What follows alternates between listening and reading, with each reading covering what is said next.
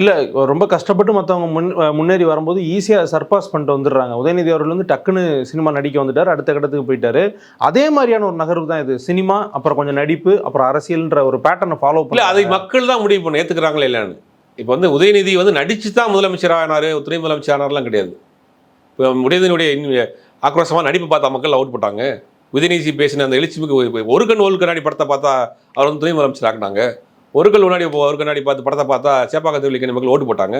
திமுகங்கிற ஒரு கட்சி மேல் உள்ள ஒரு நம்பிக்கை, அந்த கட்சி வந்து கண்டிப்பாக தப்பு பண்ணாது. அங்கே அந்த கட்சி சார்பாக ஒரு கேண்டிடேட் நிற்கிறாரு. இப்போ எம்ஜிஆர் மாதிரி இவர் வந்து சினிமாவில் நடித்து எந்த பின்புலமுமே இல்லாமல் சினிமா கவர்ச்சி நம்பி மட்டும் சினிமாவுக்கு வந்து அரசியலுக்கு வந்து முதலமைச்சர் ஆனாரா, துணை முதலமைச்சர் ஆனாரா? அங்கே ஒரு சித்தாந்தம் இருக்குது, அந்த சித்தாந்தத்தில் இவர் இருக்கிறார். திமுகங்கிற ஒரு சித்தாந்தத்தில் இருக்கார். இப்போ இன்பநிதியை எடுத்துங்க. இன்பநிதியை வந்து ஏன் இவ்வளோ விமர்சனம் பண்ணுறாங்கிறது ஒன்று தெரியல.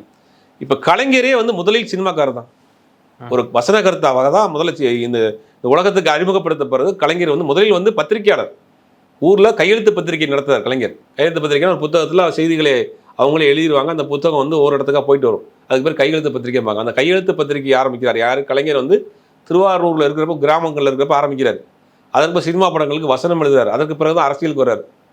அப்போ அடிப்படையில் அந்த குடும்பம் வந்து ஒரு கலை குடும்பம். அதுக்கு பிறகு ஸ்டாலின் அவர்கள் நேரடியாக அரசியலுக்கு வந்தாலும் அவர் சில படங்கள் நடிச்சிருக்காரு.